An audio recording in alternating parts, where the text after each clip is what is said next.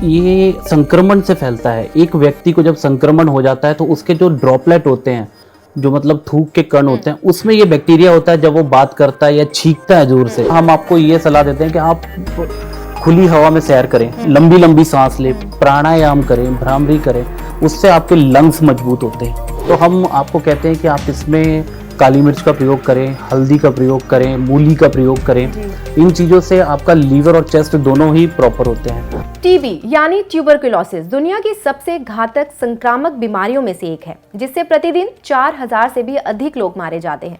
WHO के अनुसार रोकथाम योग्य और इलाज योग्य बीमारी होने के बावजूद 2021 में अनुमानित 10.6 मिलियन लोग टीबी से बीमार भी हुए। आपको बता दें कि दुनिया में सबसे अधिक टीबी के जो पेशेंट्स हैं वो एशिया में ही पाए जाते हैं और हर साल लोग इसकी चपेट में भी आते हैं। तो चलिए आज इसी पर बात करने के लिए हमारे साथ मौजूद हैं आयुर्वेदिक एक्सपर्ट डॉक्टर अमित सिद्धू। स्वागत है आपका हमारे हेल्थ शो तंदुरुस्ताय नमः में। नमस्कार मैम, थैंक यू जी, बहुत बहुत शुक्रिया आपका। सर, जैसा कि आज जो है वर्ल्ड ट्यूबरकुलोसिस डे है, तो हम इसी पे बात करेंगे। सबसे पहले मैं यही जानना चाहूंगी कि ऑल ओवर अगर हम बात करें इसकी, तो लगभग कितने पेशेंट्स इसके होते हैं?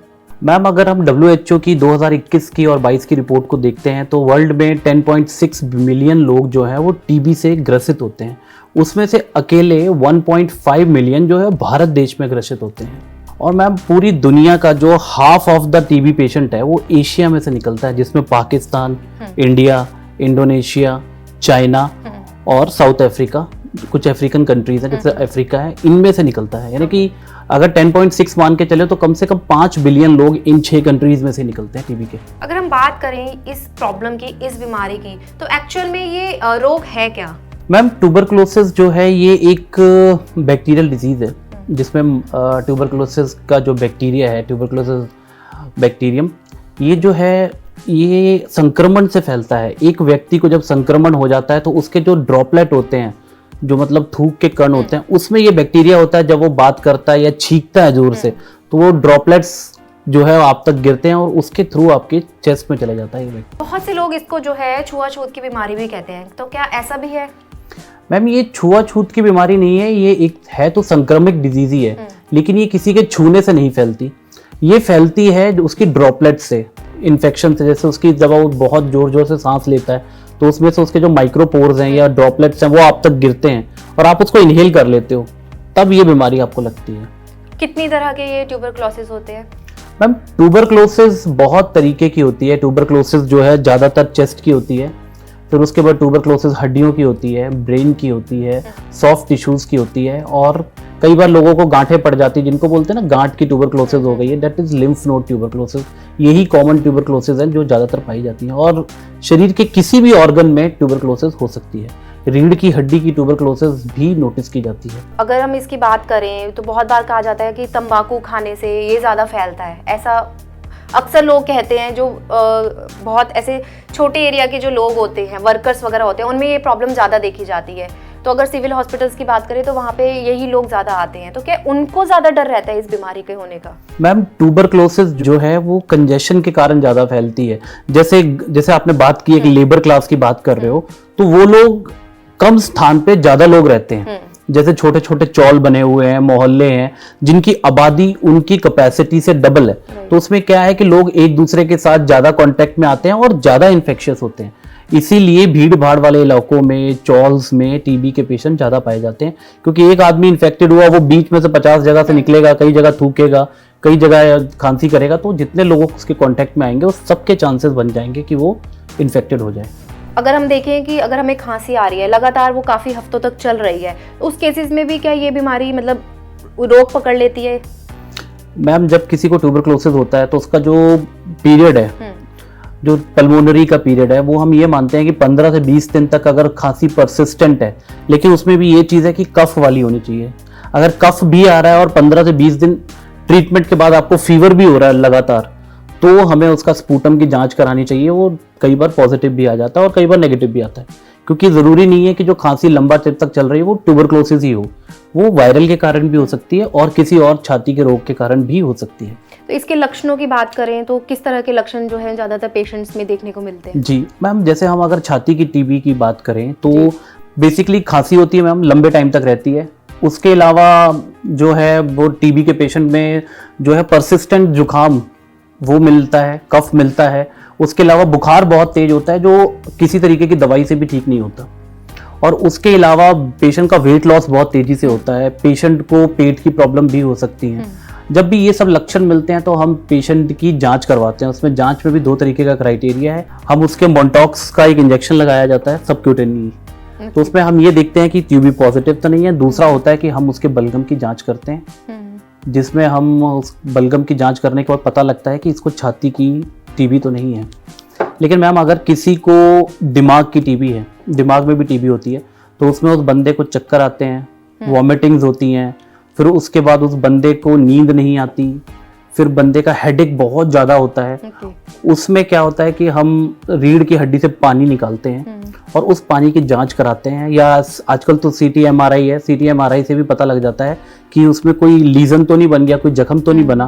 फिर उस जख्म की जांच की जाती है कि कहीं वो ट्यूबरक्लोसिस तो नहीं है। आपने भी एक दिमाग की बात करी, तो दिमाग से इसका क्या रिलेशन है? मैम जैसे मैंने आपको पहले बताया था कि ट्यूबरक्लोसिस शरीर के किसी भी अंग में हो सकती है और दिमाग की टीबी बहुत कॉमन है।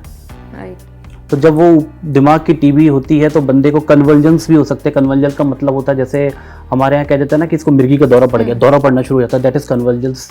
फिर चक्कर आते हैं, उल्टियाँ होती हैं, सिर दर्द रहता है, फिर बंदे को बड़ी बेचैनी रहती है। तो उसके केस में क्या होता है, हम दिमाग के डॉक्टर के पास जाते हैं, वो हमारा एमआरआई सीटी कराता है, उसमें उसको दिखता है कि यहाँ पे एक फोकल लीजन बन गया है, ठीक है जी। वो उस लीजन की जांच कराता है, रीढ़ की हड्डी से पानी निकालते हैं, उस पानी की जांच कराई जाती है, तो उससे हमें पता लगता है कि इसमें टीबी है कि नहीं। ओके। इसकी कोई पर्टिकुलर एज भी है कि हाँ इस एज में आके ये चीज़ होनी शुरू हो जाएगी? मैम एडल्ट्स के मुकाबले बच्चों में और बूढ़ों में ज़्यादातर टीबी पाई जाती है, क्योंकि एडल्ट्स का इम्यूनिटी सिस्टम थोड़ा ज़्यादा अच्छा होता है, तो उनके केसेस कम होते हैं। ये नहीं है कि एडल्ट्स में नहीं होते, लेकिन कम होते हैं मैम। जो प्रेग्नेंट लेडी होती है उसके गर्भ में जो बच्चा होता है उसको भी हो सकती है ये प्रॉब्लम? बिल्कुल हो सकती है मैम। उसका क्या रीजंस होते हैं? अगर माँ को टीबी है, उसके बाप को टीबी है, तो बच्चे को भी ट्रांसफर हो सकती है। आपने पहले बताया कि बहुत से बॉडी पार्ट्स को ये इफेक्ट करती है। सबसे ज्यादा बॉडी पार्ट कौन सा इफेक्ट होता है? सबसे ज्यादा इफेक्ट जो होता है मैम वो लंग्स हैं। लंग्स में बड़े बड़े फोके बन जाते हैं, यानी कि जख्म हो जाता है ट्यूबरकुलर के, जो दवाई के साथ हील हो जाते हैं और लंग्स ठीक हो जाते हैं। दूसरा हड्डियों की टीबी बहुत होती है और दिमाग की टीबी बहुत होती है। और चौथी जो होती है वो गांठ की टीबी, जिसके बारे में हमने पहले बात की थी। उसको लिम्फ नोड होते हैं जो हमारी बॉडी के, उनमें टीबी हो जाती है और उनमें सोजिश हो जाती है। फिर उसकी जांच के लिए उसमें से सिरिंज से पानी निकाल के उसको जांच की जाती है। गांठ की टीबी किसी भी बॉडी पार्ट में हो सकती है? हाँ जी मैम, जहाँ भी बॉडी में लिम्फ नोड्स हैं ये कहीं भी हो सकती है। कहीं। अगर हम इसकी इलाज की बात करें तो आयुर्वेदिक में इसका किस तरीके से इलाज किया जाता है? ट्यूबरक्लोसिस को आयुर्वेद में क्षय रोग के नाम से जाना जाता है। क्षय यानी कि क्षय हो जाना बॉडी का। क्षय इसलिए कहा जाता है क्योंकि इसमें आयु का भी क्षय होता है, इसमें क्रांति यानी कि हमारी बॉडी का जो मतलब मेन ओज होता है उसका भी क्षय होता है। तो इसको सुख कृष साध्य यानी कि थोड़ा डिफिकल्ट में माना गया। आयुर्वेद में बहुत अच्छा ट्रीटमेंट है। इसमें हम रुदंती वगैरह देते हैं मैम, उनके रिजल्ट बहुत अच्छे आते हैं। लेकिन अगर कोई आदमी चाहता है कि उसे टीबी ना हो और चेस्ट बची रहे, तो आप हल्दी को रूटीन में अपनी डाइट में इंक्लूड करें और साथ में रोज रात को सोते समय गर्म दूध के साथ हल्दी लें। तो आयुर्वेदिक अगर हम ट्रीटमेंट ले रहे हैं इसमें टीबी में, तो इसके साथ कोई आप डाइट पे भी कुछ चीज़ों का रोकते हैं कि हाँ ये चीज़ें नहीं खानी या ये चीज़ें ज़्यादा खानी है? मैम हम वो चीज़ों की मनाही करते हैं जो चेस्ट के लिए अच्छी नहीं है और आपके डाइजेशन के लिए प्रॉपर नहीं होती। क्योंकि जितनी भी आपने औषध लेनी है ये सारी औषध हमारे लीवर से फिल्टर होती है। तो हम आपको कहते हैं कि आप इसमें काली मिर्च का प्रयोग करें, हल्दी का प्रयोग करें, मूली का प्रयोग करें।